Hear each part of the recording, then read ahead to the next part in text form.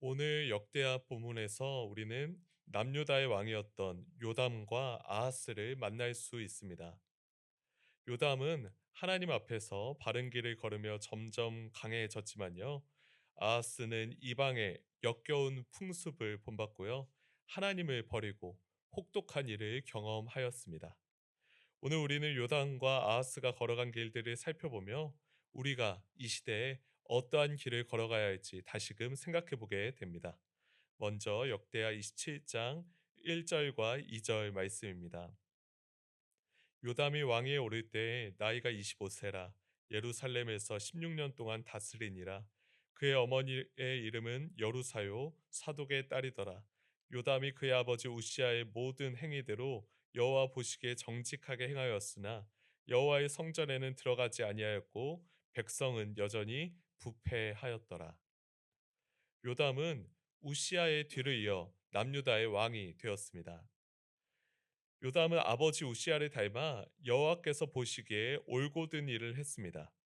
그러나 역대하 27장 2절에 따르면요.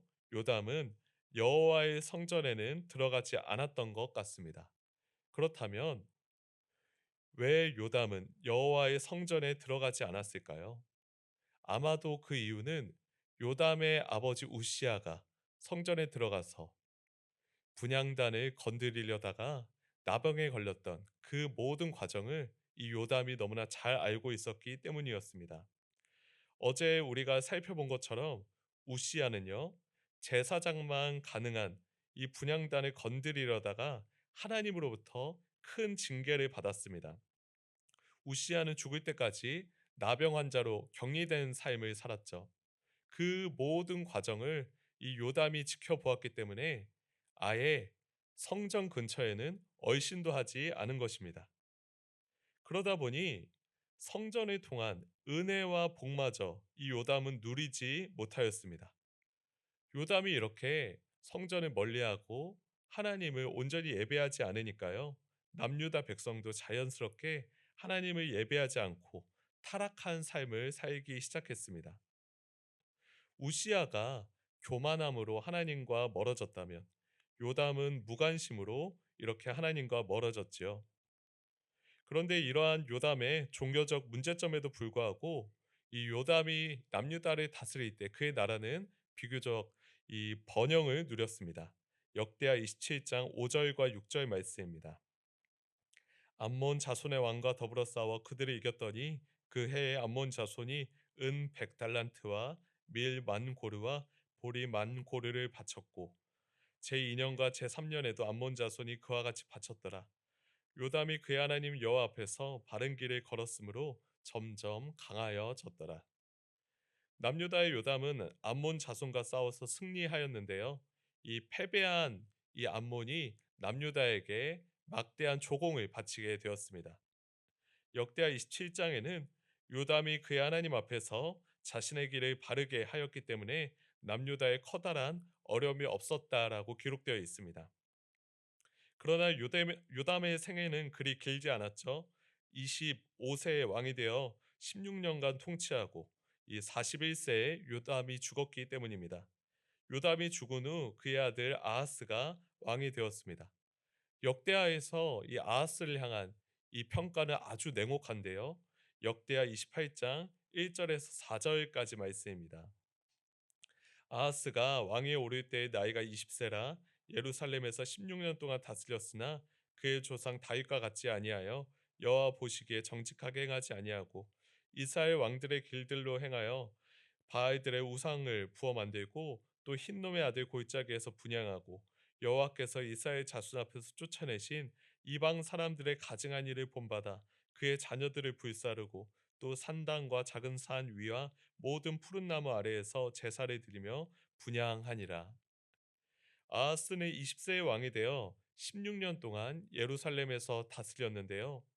그는 여호와께서 보시기에 단 하나도 옳은 일을 하지 않았습니다. 과연 아하스의 머릿속에 여호와 하나님이라는 단어가 있었는지 의심이 될 정도였습니다. 그는 조상 다윗처럼 하지 않고 오히려 북이스라엘의 왕들처럼 이 우상 숭배를 본받았는데요. 그리하여 바알을 숭배하고 자기 아들들을 불 가운데로 지나가게 하며 인신 제사를 바쳤습니다. 이러한 인신 제사는 구약의 율법에서 철저하게 금지하고 혐오하는 것이었는데요. 아하스는 아무런 죄책감 없이 이러한 우상 숭배에 빠졌던 것 같습니다. 또한 산당들과 언덕과 온갖 울창한 나무 아래서 제물을 바치고 향을 피웠습니다. 아하스로 인해 남유다 전체가 우상 숭배라는 이 심각한 늪에 빠지게 되었죠. 이러한 우상 숭배의 대가는 참혹했습니다. 남유다의 국력이 급격하게 약해져서 이 남유다는 동네 북 신세로 전락하고 말았기 때문입니다. 역대하 28장 5절에서 7절까지 말씀입니다. 그러므로 그의 하나님 여호와께서 그를 아람 왕의 손에 넘기심에 그들이 쳐서 심히 많은 무리를 사로잡아 다메섹으로 갔으며 또 이스라엘 왕의 손에 넘기심에 그가 쳐서 크게 사륙하였으니 이는 그의 조상들의 하나님 여호와를 버렸음이라. 르말리아의 아들 베가가 유다에서 하루 동안에 용사 12만 명을 죽였으며 에브라임의 용사 시그리는 왕의 아들 마아세야와 국내 대신 아스리감과 총리 대신 엘가나를 죽였더라. 하나님께서는 이 아하스를 아람 왕의 손에 넘기셔서 그들을 이 그를 치고 큰 무리를 사로잡게 하였죠. 그래서 이 북이스라엘이 또한 이 남유다를 공격해서 이 남유다에 심각한 피해를 입히게 하였습니다. 심지어 르말리아의 아들 베가는 유다에서 하루 동안에 12만 명을 학살했다라고 기록되어 있습니다.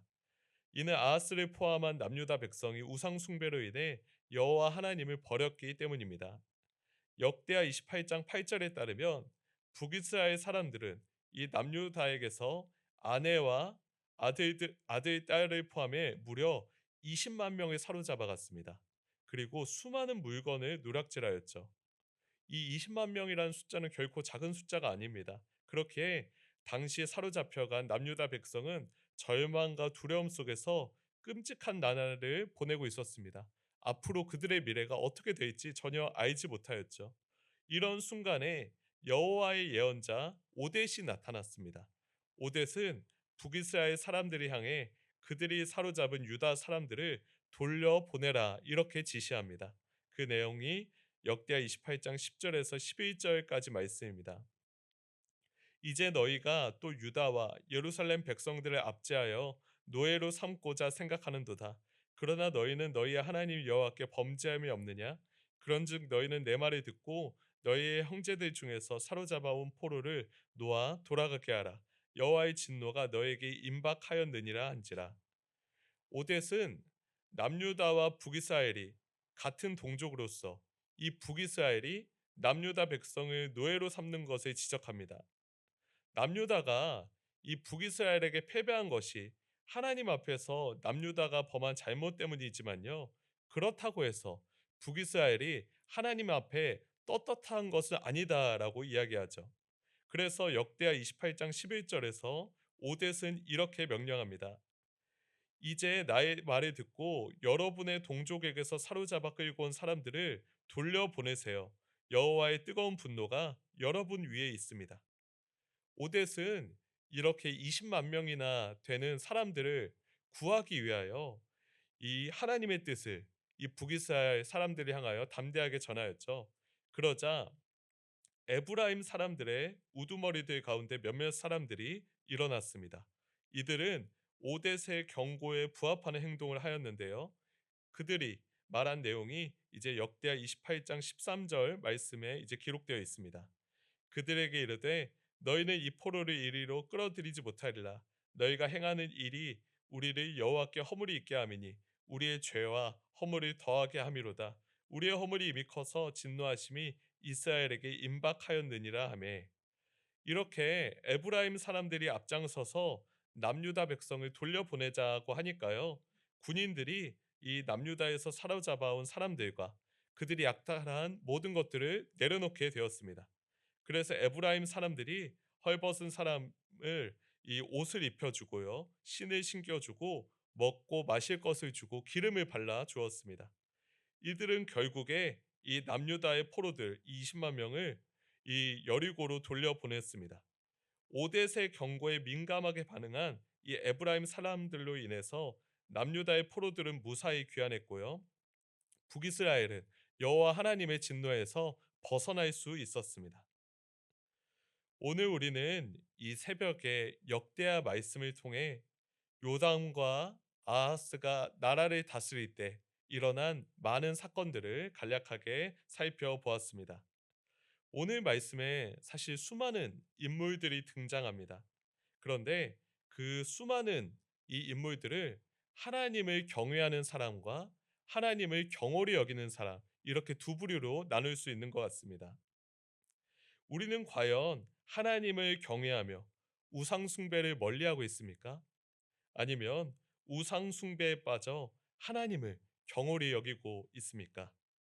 오늘 하루 우리 안에 하나님보다 더 사랑하는 모든 우상을 버리고 하나님만을 바라보는 예배자로 서기 원합니다.